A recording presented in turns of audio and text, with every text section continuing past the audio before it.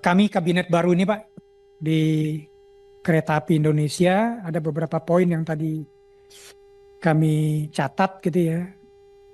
Eh, Terutama itu di poin-poin perbaikan dan restrukturisasi, kemudian juga ada transformasi, kemudian juga bisa disimpulkan ekspansinya juga KAI ini agar lebih sustain ke depannya. Memang pada saat ini memang banyak sekali masalah dalam 3 hari 4 hari ini kami hampir 24 jam gitu ya mendeep dive memahami kendala-kendala internal baik dalam organisasi KAI sendiri dengan portofolio-portofolio KAI yang ada gitu ya, dan kemudian ada kaitan-kaitannya juga dengan apakah itu kementerian lembaga yang lain, apa itu dengan entitas yang lain juga. Kedua, tadi memang kami baru ya, mungkin paparan kami belum sangat komprehensif karena kami agak worry juga untuk menampilkan sesuatu yang kami tidak kuasai, Pak. Yang belum kuasai. Jadi kami mohon nanti satu waktu lagi apakah kita dalam bentuk FGD gitu ya untuk memahami lebih dalam, dan kami yakin dalam 1 minggu ke depan kami bisa memahami semua kendala-kendala, permasalahan-permasalahan yang ada di dalam KAI ini.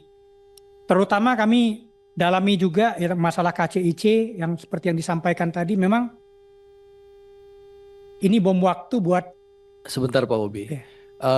Kami ingin sampaikan dalam RKP 2025 dan antara itu sudah ada solusi untuk penyelesaian KCC. Nah, saya minta Pak Bobi koordinasi dengan Ya. kan setiap bulan kan KAI pasti diundang oleh Danantara untuk evaluasi kinerja kan.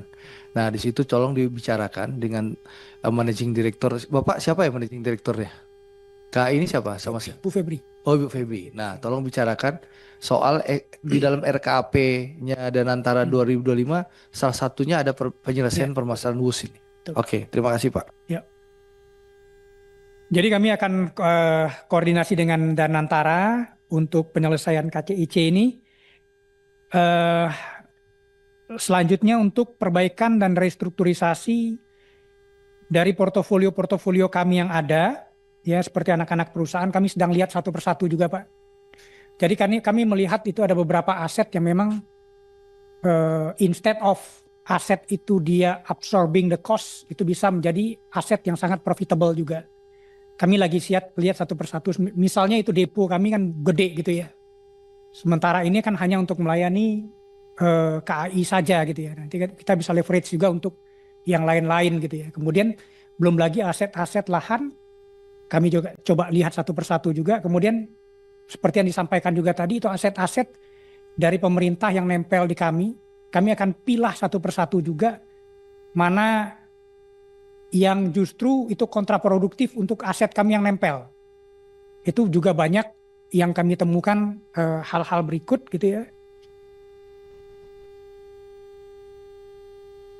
Kemudian tadi disambung juga bagaimana kami sinergi dengan industrinya, dengan KAI. Justru kami melihat sekarang itu kalau di Cina itu kan nempel itu ya antara operatornya CR itu dengan industrinya, kolaborasinya bagus, kemudian sinerginya bagus juga. Mungkin kami akan lihat modeling-modeling begitu sehingga antara operation dengan industrinya ini bisa berjalan dengan baik. Kemudian tadi masalah digitalisasi, kalau kita lihat memang di sisi front end-nya, di sisi apps-nya sudah lumayan bagus gitu ya. Kami melihat ada pembenahan juga di sisi GDS-nya gitu loh. Jadi Global Distribution System-nya, di inventory management-nya dan kawan-kawannya gitu. Banyak PR di sini. Kami nanti juga akan menindaklanjuti bahwa ada refund tiket yang ke oknum gitu ya. Itu akan kami lihat juga. Kemudian kami catat juga itu masalah klasik IMO dan TAC gitu ya. Memang ini struggling sekali gitu ya. Jadi kalau dilihat secara kumulatifnya memang memberatkan kita juga. Kemudian yang tadi saya sampaikan antara scope of work atau scope of asset gitu ya, yang tumpang tindih antara ada overlappingnya antara yang dimiliki oleh Kementerian Perhubungan dan KAI yang banyak kali itu kontraproduktif sebenarnya. Nanti kami akan petakan juga masing-masingnya. Kemudian juga kami tadi dapat inputan untuk menghidupkan jalur-jalur. Ya, ini memang dalam program kami, dalam program untuk peningkatan kapasitas dan peningkatan jalur, peningkatan panjang jalur kami juga.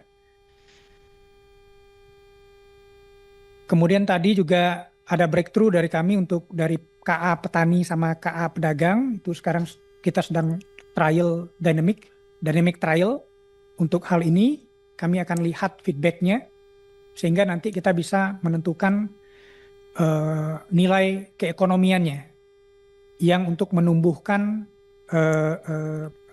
pertumbuhan dari petani dan pedagang yang mengangkut komoditasnya dengan menggunakan kereta api.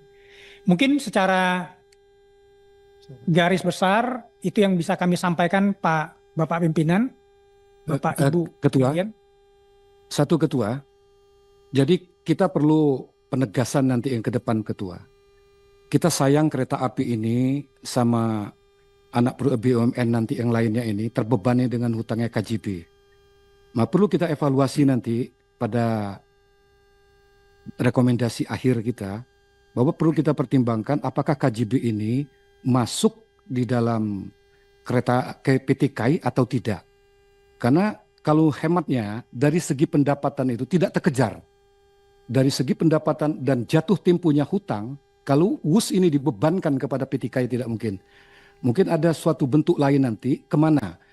Kalau menurut hemat Ketua, iya. Jadi gini, itu sudah masuk di RKAP Danantara 2025. Jadi Pak Is, tenang saja, pemerintah melalui Danantara itu sudah memasukkan di RKAP 2025 soal penyelesaian WUS. Jadi sudah masuk itu. Ya, tenang Pak Is, pasti diselesaikan oleh pemerintah. Ya. Download Tribun X sekarang. Menghadirkan lokal menjadi Indonesia.